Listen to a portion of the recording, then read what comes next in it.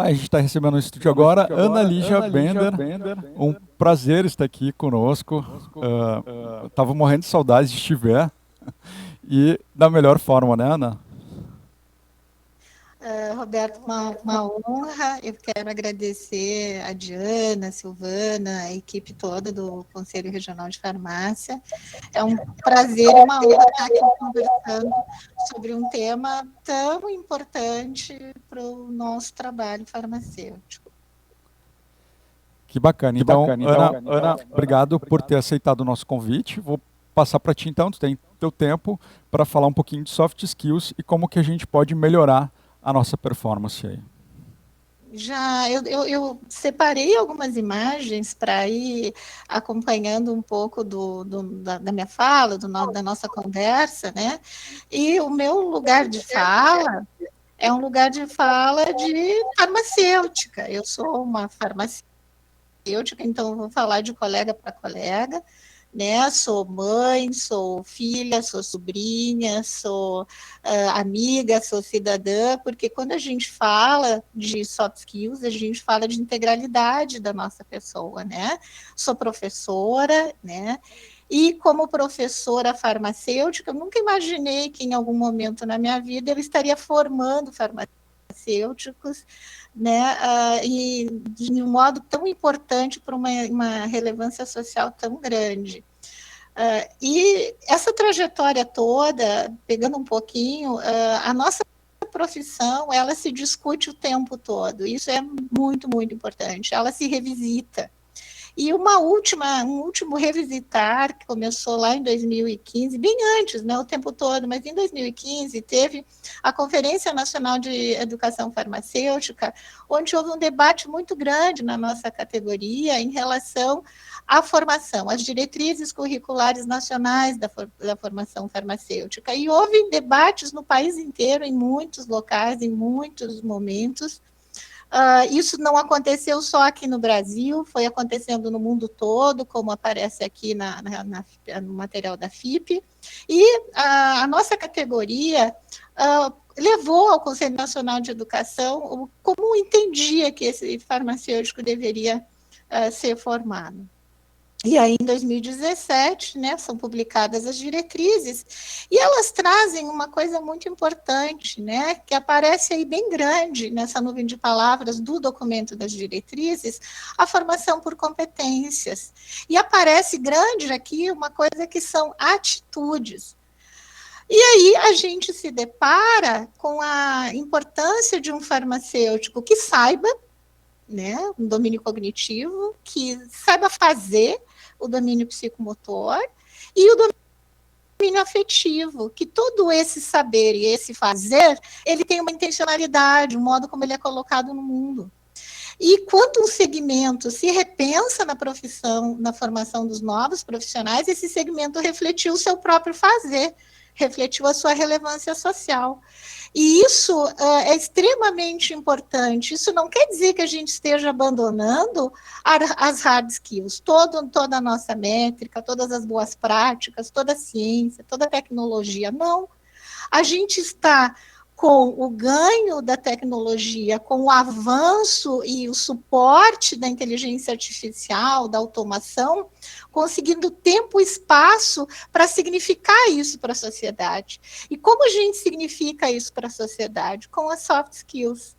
Então, as soft skills são atributos pessoais que permitem alguém interagir de forma eficaz e harmoniosa com outras pessoas, né? São competências socioafetivas que nos capacitam a reconhecer e manejar as nossas emoções, a interpretar as emoções dos outros.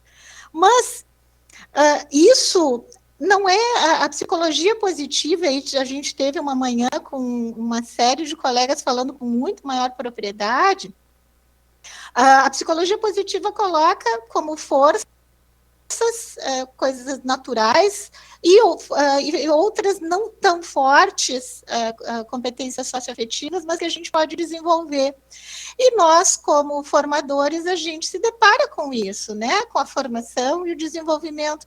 Só que a gente não pode pensar numa formação estagnada ou numa formação vinculada somente a uma etapa, é uma formação permanente, e nós somos únicos, nosso fazer, eles são apresentados ao mundo através das nossas atitudes, e isso vai se deparar na organização, na empresa, se nós somos empreendedores individuais, no nosso fazer profissional ou onde nós trabalhamos, nós levamos quem nós somos. E isso vai refletir na cultura organizacional. Por quê? Porque as organizações, elas são um conjunto, né, de hábitos, de crenças que são estabelecidos, as organizações têm seus valores, mas as organizações são formadas por pessoas. E muitas vezes uma mesma empresa que tem uma missão, que tenha inserção em diferentes sociedades, em diferentes locais, ela vai ter que se enxergar nessa cultura local. E os colaboradores vão ter que se colocar nessa cultura local também.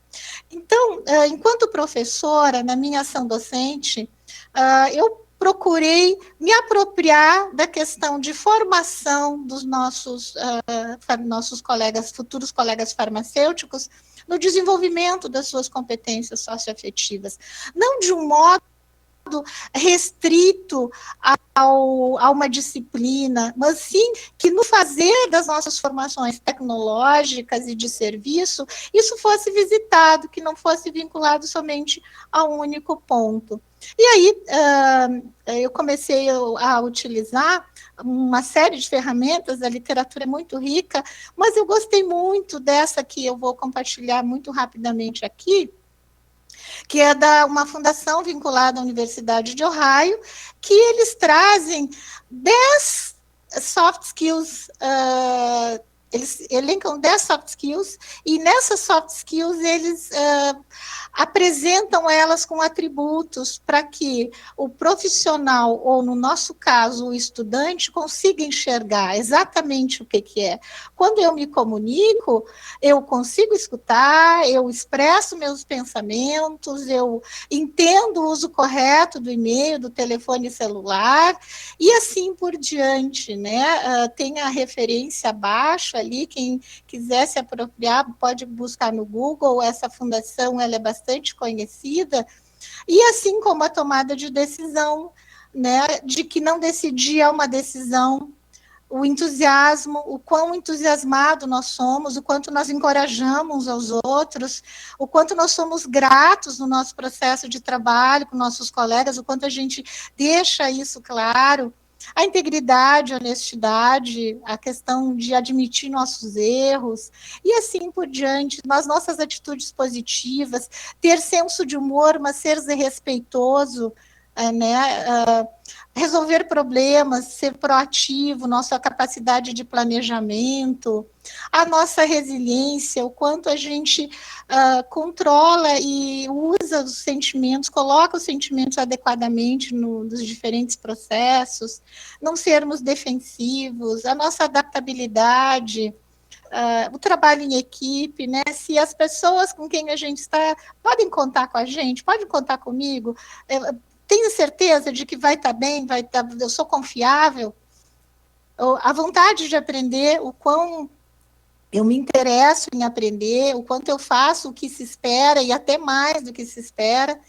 E esse processo, que é muito grande, são fotografias do nosso cotidiano, né? E quando a gente carrega isso para um processo formativo, de que o fazer, o saber, e o agir, eles vão ter uma intencionalidade total, a gente coloca de que daqui para frente a nossa profissão envolve a reflexão, mais do que nunca, não que antes nós não refletíssemos, mas a nossa reflexão, a nossa autoavaliação, a nossa solicitação de feedback, né? Pedirmos feedback uns para os outros, aceitarmos esse feedback com um processo interno, e desse modo, todo o hardware, né, tudo aquilo, todas as métricas que por muito tempo a gente ficou muito preocupado, a gente continua muito preocupado, porque um centésimo de milésimo faz diferença entre vida e morte. Mas agora nós temos suporte da tecnologia para nos ajudar nesse processo e fazer com que nós coloquemos isso no mundo de um modo muito mais próximo, não só do paciente, do usuário do sistema de saúde, mas de todos os colegas, de todas as profissões, nessa construção em rede, que é uma construção de uma sociedade muito melhor, muito mais igualitária. E, em termos de apresentação de template, era isso. Ótimo, Ana. Obrigado pela tua participação. É um tema bastante recorrente no nosso dia a dia empresarial, soft skills. E para comentar a tua apresentação, vou chamar aqui o Luciano Siqueira. Vamos ver se a gente consegue contato com o Luciano. Luciano é um grande amigo também, de Passo Fundo, a cidade que eu estou morando agora. E é um grande parceiro aí do Conselho Regional de Farmácia, das ações que o Conselho faz. A gente está falando de soft skills e é um mundo que está são questões que estão presentes no nosso dia a dia no meio empresarial e na nossa prática profissional, né? E pouca gente às vezes dá atenção de como desenvolver essas habilidades. Dessas soft skills que você comentou, o que você acha que está mais impactando hoje no avanço do profissional farmacêutico? Como que ele pode evoluir? O que ele precisa atacar primeiro? Assim, vai depender da reflexão e do inventário de forças de cada um, né? Tipo assim, no que eu sou bom, no que eu me percebo. E esse me perceber, além da reflexão, tem o feedback do outro. Eu vou comentar uma pesquisa que eu fiz entre os meus estudantes, né? Eu apliquei o questionário de autoavaliação e eles se perceberam com deficiências em tomada de decisão e resolução de problemas. Então, assim, eu acho que realmente, eu acho que tomar decisão e resolver problemas envolve toda uma cadeia de crescimento e construção bastante complexos. Então, eu acho que são vários, né? É difícil falar como categoria profissional. Assim, eu nos percebo muito criativos, eu acho que nos comunicamos bem, eu acho que somos resilientes, eu enxergo todos os valores, todas essas potencialidades em todos os meus colegas com quem eu encontro, ou com quem agora eu encontro virtualmente. Né? Mas eu acho que não estava ali no LEAF, eles não colocam autoestima, né? Eu acho que a gente pode se empoderar um pouco mais em relação ao quanto nós sabemos e jogar isso no mundo. A gente conseguiu contato aqui com o professor Luciano. Obrigado, Luciano, por estar conosco também. Uma honra ter uma pessoa com um brilhantismo teu fazendo a parte de comentarista aqui da nossa atividade. Então, deixar contigo aí o teu tempo para te fazer o comentário em cima da palestra da Ana Lídia. Boa tarde a todos. Roberto, muito obrigado pela palavra. Gostaria de agradecer o convite promovido aí pelo Conselho Regional, através da Silvana, da Diana, você, é um privilégio poder participar aqui. E é um privilégio, inclusive, ver e ouvir a colega Ana, né, que até fazia muito tempo que a gente não se conversava, até mesmo para a gente praticar um pouco de soft skills também, né, que é a questão da comunicação e adaptabilidade, que em termos de pandemia, em termos de distanciamento social, eu acho que todos nós estamos sendo desafiados nesse momento, justamente para não só colocar em prática, mas para a gente evoluir em todos esses aspectos relacionados, então, a soft skills, do qual a professora Ana já tão bem comentou, né? Nesse momento em que a gente se encontra, não só as empresas, elas exigem e elas buscam profissionais com perfis, né, que levem como comunicação, gestão de tempo, adaptabilidade, resiliência. Esse próprio momento está fazendo com que a gente desenvolva isso, né? adaptabilidade às dificuldades que o mercado, a economia nos proporciona, a questão do distanciamento de famílias. Eu acho que esse período de isolamento e de distanciamento tem permitido, da mesma forma que a gente tem se mantido imerso, né, num mundo de informações digitais, a gente está praticando muito e tendo que desenvolver de forma urgente muitas dessas potencialidades, principalmente no que se refere à flexibilidade, à adaptabilidade e também à resiliência. Nós, professores, temos que nos adaptar e ser suficientemente flexíveis para a gente poder continuar dando e transmitindo o conhecimento da melhor forma possível, adaptar todas as ferramentas do quais a gente estava tão bem acostumados e na nossa zona de conforto ter que ser colocado de ponta cabeça e a gente ter que se reinventar. E eu acho que todo esse processo de sair da zona de conforto e processo de reinvenção, ele é um processo de evolução, não só profissional, mas humana gigantesca.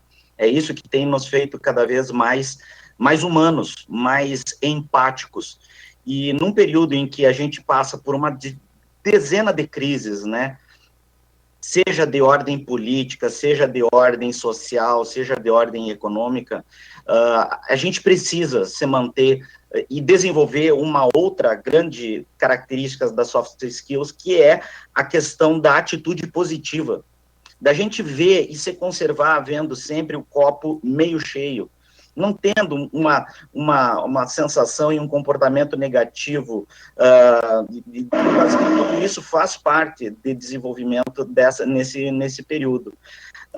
Eu estava até comentando com a colega ali também, que a questão de que em períodos de isolamento, em questões relacionadas à adaptação do mercado, né, a gente vê tantos colegas tendo que se readaptar e se reinventar em questão de novos procedimentos, novos processos para manter a questão do distanciamento, né, adaptação com álcool gel, máscaras e etc. Então, tudo isso faz parte da prática, da gente estar sendo forçados a praticar todas essas potencialidades, né?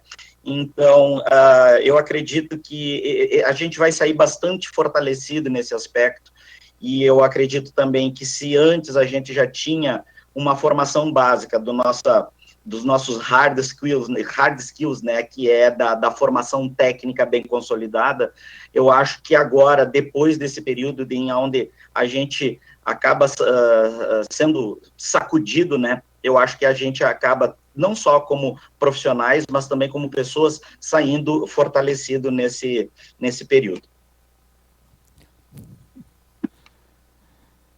Excelente, Luciano, obrigado pela tua participação.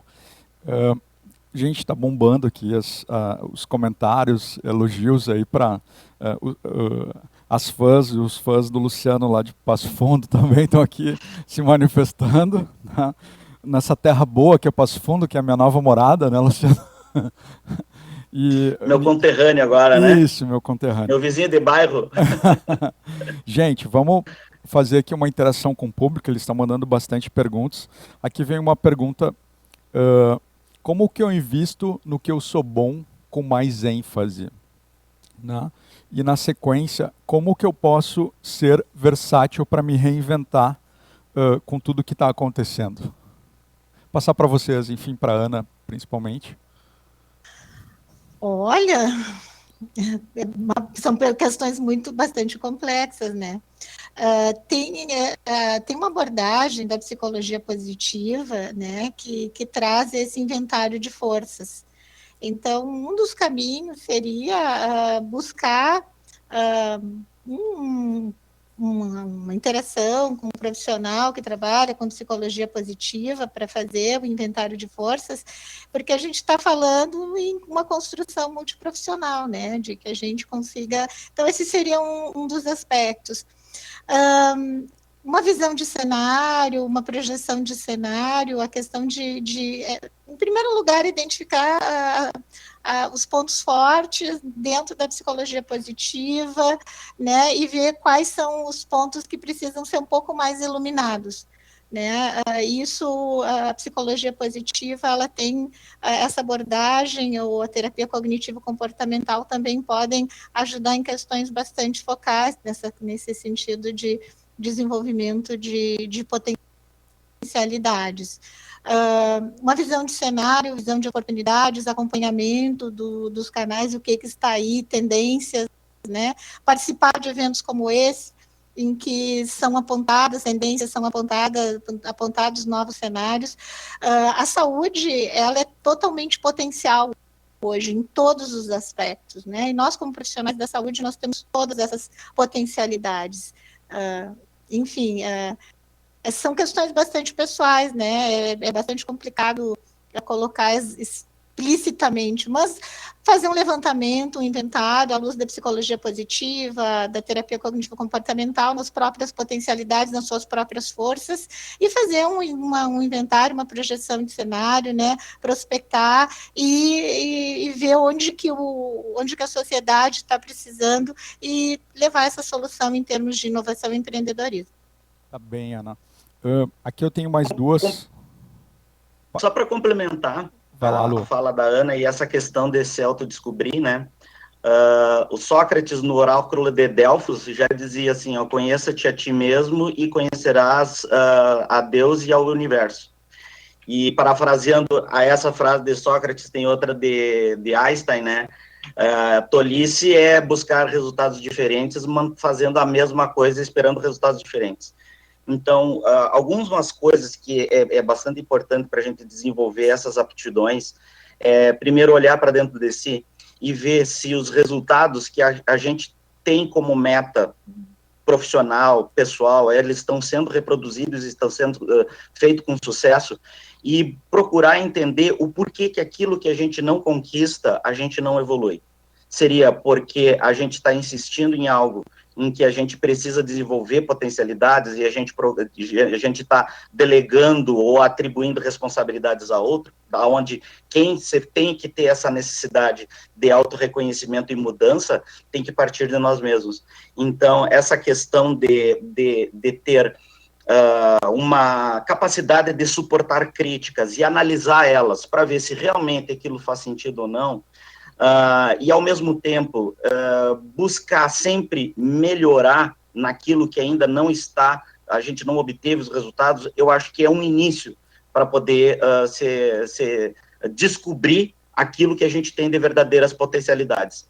Uma outra forma também é de se espelhar naquelas pessoas que a gente verdadeiramente admira, porque muitas vezes aquilo que a gente não gosta de uma pessoa, provavelmente é uma característica nossa também. Então, a gente procura entender o outro e procurar espelhar para não reproduzir as mesmas falhas, os mesmos erros.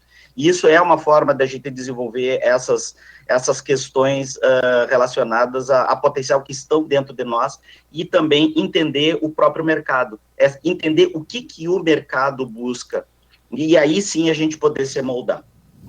Excelente contribuição, Luciano. Vocês fizeram eu ter uma reflexão interessante agora para a gente fazer um encerramento, que são 2 pontos. A questão da importância da psicologia positiva, que é a gente enxergar a metade cheia do copo sempre, né? Eu acho que a gente, às vezes, a sociedade está acostumada a ver a parte ruim. Se a gente abre o noticiário hoje, só tem coisas ruins porque elas são vendáveis, né? Mas a gente mudar o mindset e conseguir trabalhar olhando a metade cheia do copo e vendo a parte boa e sendo grato, principalmente, pelas coisas que a gente tem, muda todo o contexto, né? E a outra questão que a Ana falou bastante, e o Luciano complementou depois, sobre resiliência, perdão, eu me lembro da empatia, né? E empatia é uma soft skill que a Ana colocou bastante na fala dela. E hoje em dia, às vezes, com o mundo polarizado que a gente está vivendo, isso não é só no Brasil, é no mundo todo, mas as pessoas têm essa certa dificuldade de se colocar vestir os calçados da pessoa que está, né, do interlocutor, e saber se colocar e entender toda a realidade e o contexto que aquela pessoa vive, as informações que elas têm para tomar determinadas atitudes e decisões que a gente às vezes condena, né? Então, muito boa a contribuição de vocês. E trouxe mais um aprendizado e a gente vai dar sequência aqui. Quero agradecer pela participação, né? Dizer que eu estou com saudade de vocês, louco para ver pessoalmente sem máscara. Tá bem? Abraço, gente. Tudo de bom. Obrigado, viu? Estou me sentindo na CNN. Muito obrigado aqui. pela oportunidade. Valeu, Obrigada, obrigado. tchau. Tchau, tchau.